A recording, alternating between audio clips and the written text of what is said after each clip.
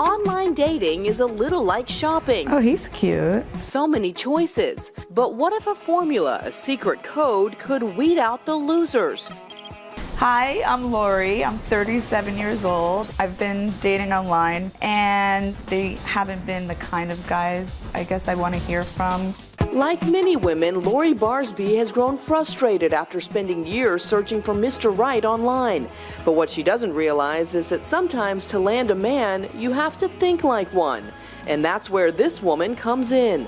The special things about me, I had listed that I speak Japanese and I know HTML. Meet Amy Webb, a frustrated online dater and math whiz who was meeting all the wrong guys, until she decided to crack the online dating code in order to meet quality men. How'd she do it?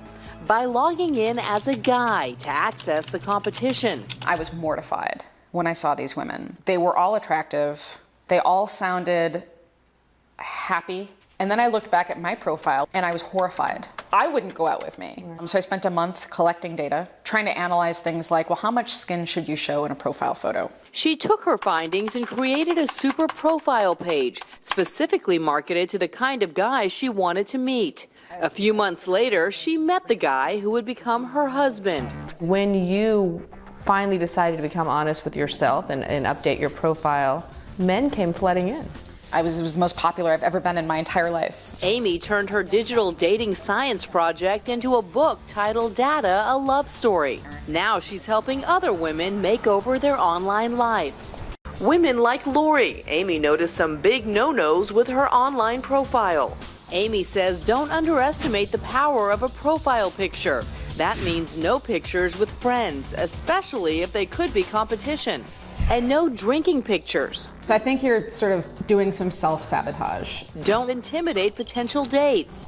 You're a great dancer and you talk a lot about dancing, but I guarantee you that you're intimidating a lot of men. We checked in with Lori a week later, post-online profile makeover. I definitely have some dates lined up, which is exciting. The guys are now more within my age range, so it seems like now they're, it's really gelling a lot better.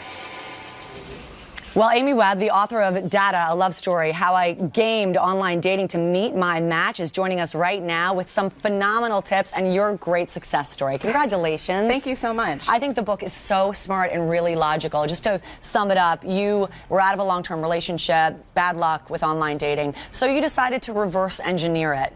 Right. Do explain.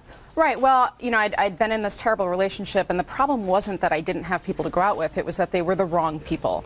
And one of the things that I learned early on was that part of the issue was that I didn't know exactly what I wanted. I hadn't identified my audience.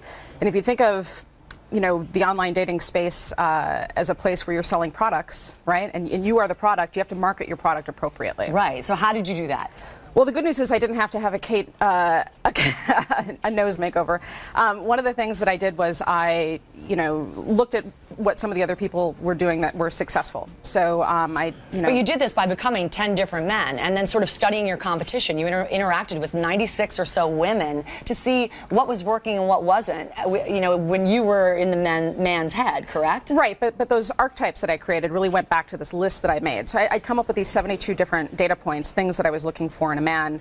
And then I wanted to see who were the women that would be attracted to somebody like this. And your discoveries, I thought, were really, really simple and so smart. Number one, make it positive. Mm-hmm. Right. One of the things that I discovered in the research was that a lot of people try to use sarcasm to be funny, especially on the East Coast. And the issue is that most people aren't phenomenal writers. So it's very difficult to convey sarcasm or your sense of humor if somebody can't hear your voice on the other end. Keep it light, tight, and bright. Exactly, exactly. And also pictures, 3 to 5. Plenty. Right, and ask somebody who can be objective to evaluate those photos for you. Like I said, I chose the least bad of what I had, and I had plenty of awful photos. I think had I run those by somebody else first, they would have said you needed to take some new ones. Well, it worked for you. I'm happy to report, everybody, happily married with child. I think there are some phenomenal tips. Check out the book, and everybody, Amy Webb, we thank you so much for being with us on Good Morning America.